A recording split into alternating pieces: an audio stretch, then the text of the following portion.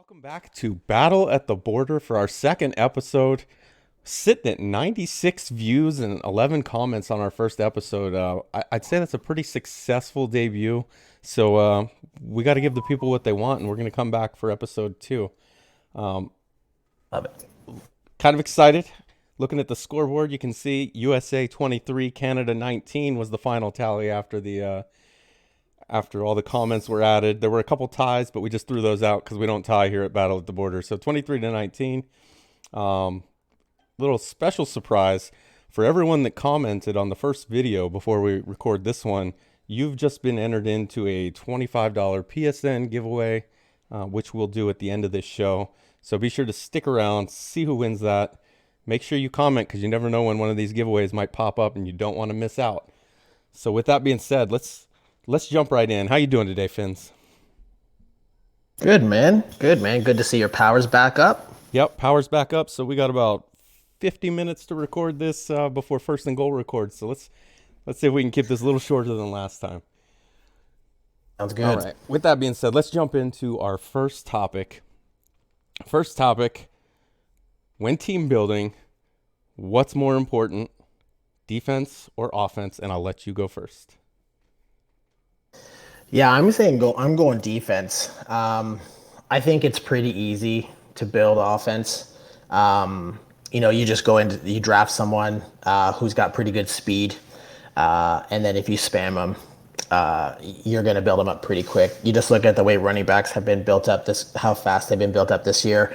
Wide receivers as well. Like, I'm not sure with my guy Wiggins, I'm not sure where he went in the draft or whatever, but he's just an absolute beast. And if you spam a guy enough, you're going to build him up. But it's hard to spam someone on defense. I don't think you even can. So, and I feel like the way EA has it set up, that it's just the goals are just harder to reach on defense. So I'm gonna go with defense is way harder in my opinion. Yeah, I'm gonna disagree and say offense. As somebody that kind of struggled to find a quarterback all cycle, uh, that hurt. I had a defense and I could not get out of the AFC Championship or even some of the earlier rounds in some of the years. And then I add Joe Green, Evan Ingram, and Odell Beckham, and I feel way better about my team. And that's given up Khalil Mack, Cam Leonard, which was a decent corner, and another one of my outside linebackers that I was developing. While it is tougher to develop defense, I feel like it's a little more easier to put somebody else in there and they'll be fine. Especially like your linebacker positions. I've had garbage for linebackers outside of Miles Jack. My outside linebackers, I had Khalil Mack, but I played him on the line, and I just filled it in with Cameron Smart. The guy's a 79 overall after like 5 seasons, but he does just fine. You can look at my defense, still number one defense as far as points against, but it wasn't until I got an offense that it was good. And I think anybody can match up against you if you only have like one or two good offensive players. But when you have, we'll say DJ Chark, Evan Ingram, and Odell Beckham to go with Antonio Hendricks, I feel a lot more dangerous and more options on offense. So it opens up my game a little more, and I think that's why offense is more important. Yeah, I mean, it's definitely important. I think though, like when people talk about your team, they talk about your defense. Like Prime always talks about how your defense is just like there's no holes. Like there's superstars and X factors everywhere. So you can afford to plug in a 79-year-old or 79 overall scrub because he's protected by all of the other stars you have around, right? So and you've done a great job building those guys up. So, and I think that's why you're a force is because your defense. I don't think it's because your offense. Oh, absolutely, but I feel like to get over that hump, you need a good offense. I think you can play defense all day, but um, the only way to win is to score points, and if you can't do that, you're not going to win. So let's move on to our next topic. And the next topic, so we talked about Tiny last week. We talked about two step, and then I think both of them have lost since. Tiny's still doing okay. Two step really coming down. Um, so we got another one that's one of those guys that we're going to talk about, and this one is Clink. Is Clink for real or not? Sitting at 6-2, NFC East team, which maybe we should have been talking about Rowan. I just looked and he's at 7-1, coming off a big win over Demu's, but it could be for a future episode if he keeps it up. We're going to talk about Clink today, and I'm going to say I don't think he's for real. If you look at his schedule, he's played two teams with winning records. And would you like to guess who his two losses are against? I'm gonna say I think you're probably gonna say it's against teams who have winning records. It's against the only two teams with winning records. So he lost week one to Matt 27-24, and then he played RD 31-20. Now he does have a win against QP, but QP's struggling right now. He's 4-5, trying to kind of find his stride. He started off slow last season as well. So maybe he turns it around. He also has a win over Pauly, who's normally got a winning record, but this year also 3-5, not really putting it together. And he's still got, I'll say Grams because everybody says Grams is tough. The record hasn't really shown it, but he's got two games against Grams. He's got two games against the 7-1 Giants. He's still got a game against QP, and then he's got a game finishes up against D-Muse. That right there is 6 games he could lose, and we're looking at an 8-8 team, which is right around where Klink's been. So I think no, he's not for real. I think he's been the benefactor of an easy schedule. Well, I've been one of those easy schedule games. Thank you for not mentioning that. Yeah, I think he is for real. You brought up the losses that he had to two winning teams, then you did bring up the two that I was going to say that he did win over QP, who is struggling, but he's still a good player, yep. And Pauly, that was a convincing win. Yeah. The thing that I really enjoyed looking through this stuff was just looking how good his defense has been. Right? Like his offense is okay. He's averaging he's scoring 26 points per game, but I think a lot of that's coming from defense. Like he is third in the league in points per game. He's only given up 17 points, that's incredible. I mean, looking at my team's garbage on defense. I wish I could give up even double that a game. And like you brought up the rest of his schedule, which can be tough, but I think he's probably going to finish 10-6, and I think he's going to be a playoff team. Yeah, I think he's for real. All right. See, I look at his defense, like you're saying, third in points against, 17, which is pretty good, especially when you're sitting at 26 points for. That's a 9-point differential. That's in your favor, which is always good. But that 26 points is only good for 12th in the league. His yardage on offense. You're talking about 23rd in yards, 23rd in passing, 14th in rushing. So he's not blowing anybody away with his offense, which you said that could be part of his defense. But his defense, if you look past the points, 16th against the 16th total yards, 15th against the pass, and 16th against the run. So he's given up a lot of yards. Where that disparity comes from, that he's middle of the pack for yardage, but near the top for points, I'm assuming his turnovers, and that's something I don't think he can count on for the rest of the cycle. I guess it is the rest of the cycle, but the rest of the season, especially with some of the better teams coming up that don't necessarily turn the ball over as much. You got Rowan, who's only got 4 interceptions going into his game today. I think he threw 1 or 2 today, but going into today's game, he only had 4 interceptions on the season. He's not a guy that's given the ball away a lot, at least not this season. So I think that's going to be a problem for Klink if he can't keep that up. For sure, but I mean, he's got Latin, which is always good for some turnovers. You got Field, who's always good for some turnovers. So while he's got a tough schedule, he's got some guys on the schedule coming up that are going to give him the ball for sure. He does. The problem is, though, those 8 or 9 turnovers you're going to get against Field and Latin don't help you in the game against Rowan and Grams and QP and D-Muse. So he can get as many interceptions as he wants against Field and Latin. They don't carry over, so it's not really going to matter. They will, because they're going to help him get wins, right? Well, but that's what I'm saying. You could get 1 or 100 against Field, you're going to win. Especially if we're talking about are you for real. If you lose that game, I think the debate's over. Yeah, it's going to be hard to argue that side if that I mean, but Field is a former champ, I guess, right? So I mean, he does have his games. Yeah,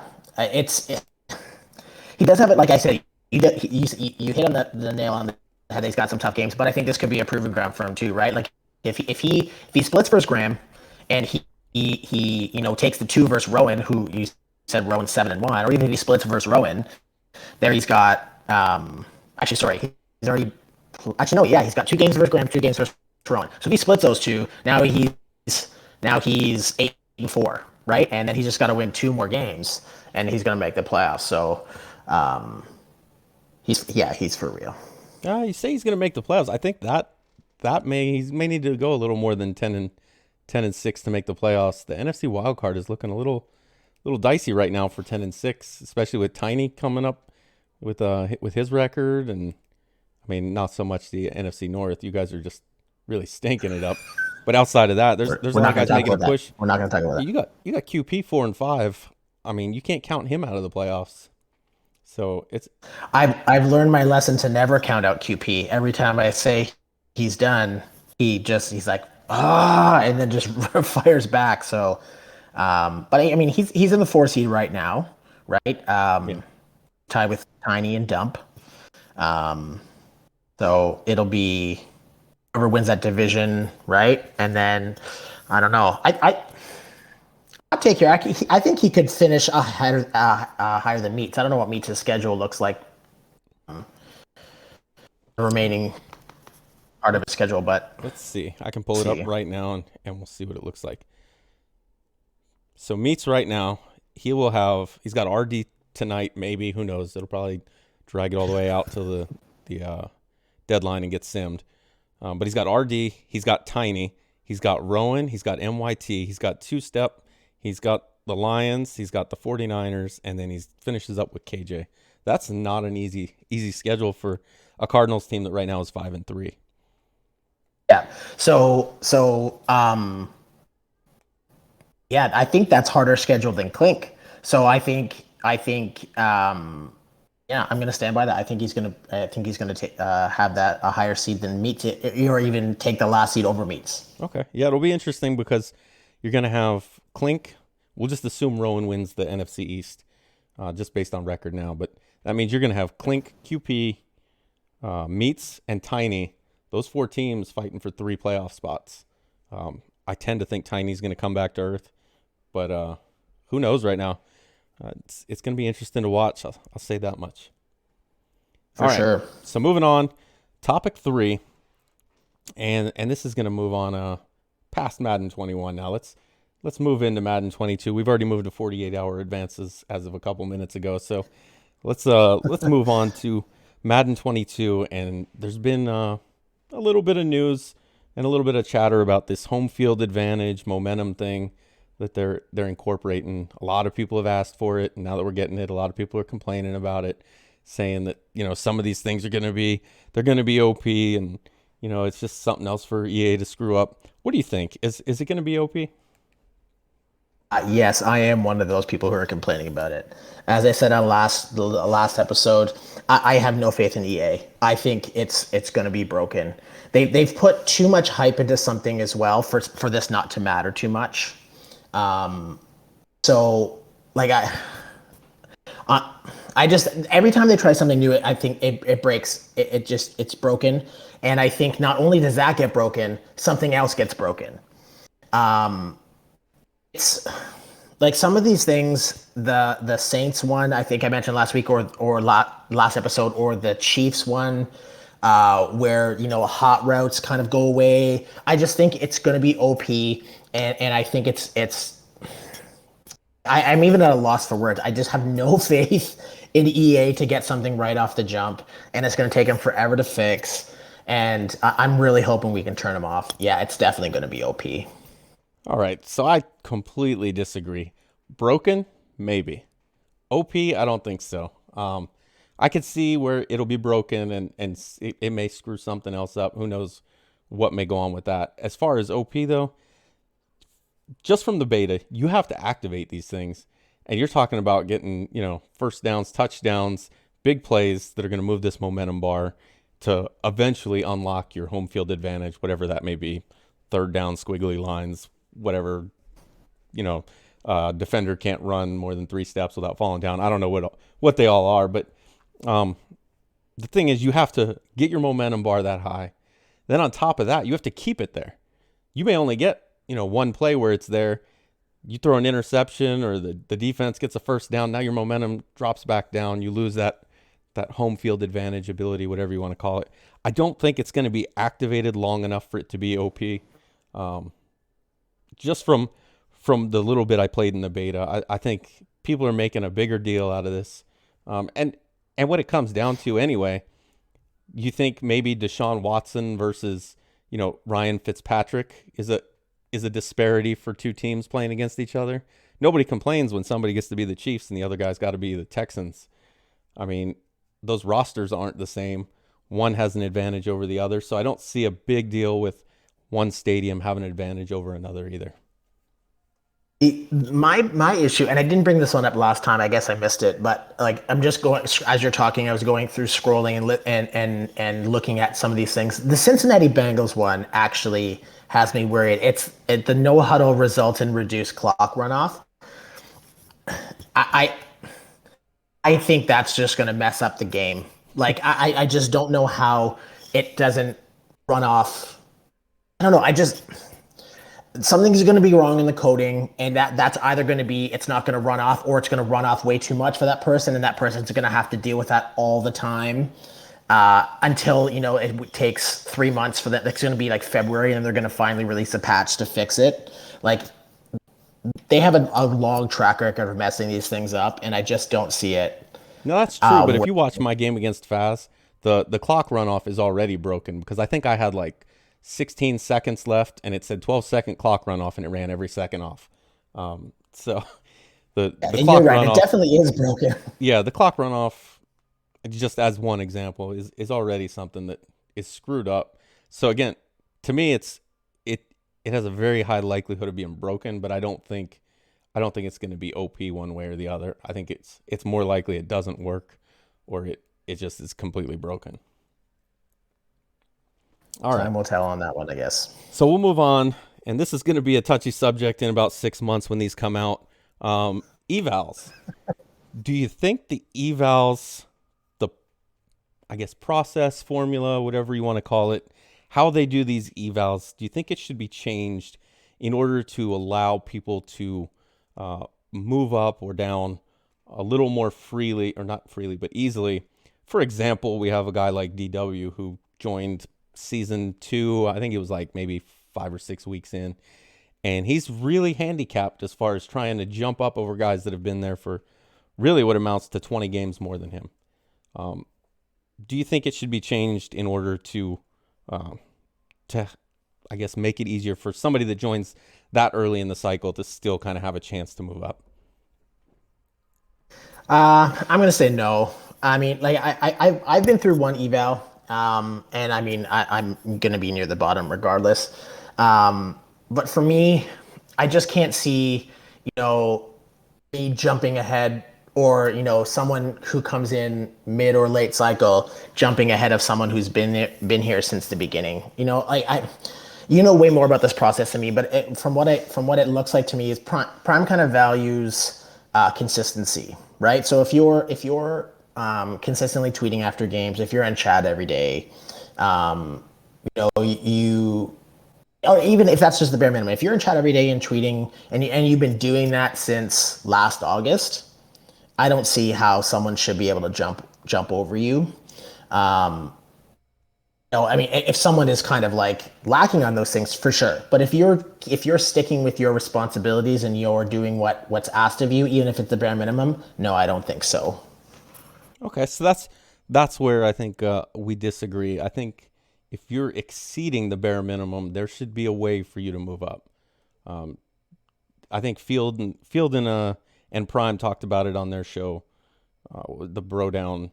Was it earlier this week? I think talking about consistency with content, and Field had mentioned that DW was his pick for most consistent with content, and yet DW is going to get no bonus from that, or no recognition, acknowledgement as far as eval points go. There's not really much. I think he may get 1 or 2 bonus points in the admin bonus column, but realistically, that 1 or 2 is not going to make up for even just a season.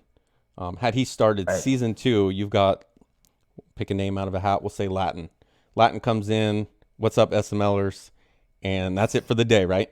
Plays his games usually on time. He doesn't usually end up on the naughty list from Gort, but for the most part, it's what's up SMLers, and he plays his game. Absolutely nothing wrong with that, right? But that's the bare minimum. He's gonna automatically, if there's, and I'd have to look at the sheet. I'm just gonna make up numbers here, but I think there's 6 categories or 8 categories, right? And they started at 5 points when we started the cycle.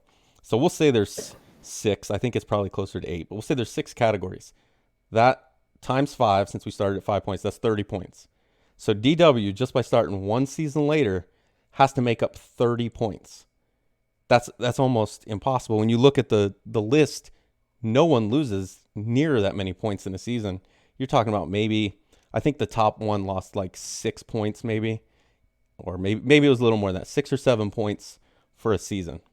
So DW has to make up 6 or 7 points every season, which we're talking about 5 seasons, just to catch Latin. If Latin's consistently losing 5 to 6, which he's probably not because he's doing the bare minimum, and the bare minimum is enough to get you full points. And that's where I think there's maybe some wiggle room where we can help some guys like yourself. You've been on first and goal probably more than 90% of the league. You've been on different podcasts. Now you got your own show here, and you've got guys that don't really add anything other than what's up SMLers and their game, but they're going to be light years ahead of you. Now I get, you came in with 2 seasons left or whatever. So there is something to be said for that amount of time, but one season in DW can't catch them. That seems like something broken in there, or something we can do to improve that. Yeah, well, I guess it just depends on what Prime values, right? Like if you're, if maybe he doesn't value polls as much as he values, podcasts, shows, articles, that kind of stuff, right? I mean, DW is very consistent with them, and quite frankly, I really enjoy the polls. But if they're not worth as much as a show, for example, or and DW is in the chat as much as he can, but I know he's really busy. Maybe that kind of outweighs for him, right? So I think until Prime shifts the emphasis on what he thinks is more important than others, then yeah, it's not going to change, right? It's not Well, going to matter. and I'm using DW as an example more based on his time in the league as opposed to his actual scores, because I know he's gotten hit for scheduling before, and I think maybe chat activity, 1 or 2 points. Right. So it's not so much him specifically as I'm talking about someone who comes in, a season late. They really don't have the opportunity to make up a lot of ground. And as far as podcasts or polls counting differently, if you look at the breakdown, there is no spot for that. You may get 1 point or 2 points in the little bonus section, but 1 or 2 points isn't. I mean, you're talking 8 seasons. That's 16 total points. You're not making up a lot of ground. Yeah, for sure. And you know what? That's probably strategic from Prime, because I guess if they were worth more, then we'd have polls every 5 minutes. And that's very possible as well. You just have, hey, am I gonna win my game? Yes, no, and then people get all these extra eval points, right? Yeah, I just think, like maybe DW is a good example from your side. I just think, like if you brought up me, since I came so late in, like I don't know, maybe if we look at how long's QP been in the league? Did he come in about halfway, or He D-Muse? he probably came in around season 3. He was in, I think, before D-Muse. He replaced Blunt Burner. So that's probably about season 3-ish. Okay, and how much has he moved up? Not very much. Not very much at all.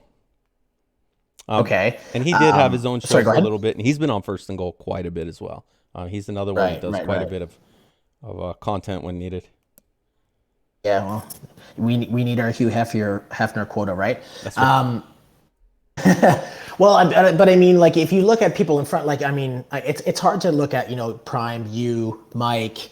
I don't know who else is in the top 10. I'm gonna assume it's probably Tiny, MYT, Grams. I would assume that those guys are probably in the top 10. Those guys are always in chat, always. You know, so I don't anticipate you guys getting touched. It's the middle guys, right? You brought up the Latins, the two steps. Um, they seem to have that just the right formula to kind of do as much to keep their spot as they need to, and I just yeah the e-value process is what it is. I guess it's not gonna should it maybe I guess, but it's not gonna No, happen. that's fine. Come on over to my side. Concede that point. That's fine.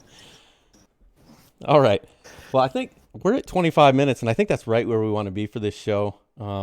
We hit, what, 4 topics? I think that was pretty good. Remember, guys, to comment and like below. You comment with the score, like the video. Um, I don't know what he's pointing at. It looks like Team Canada, There but you.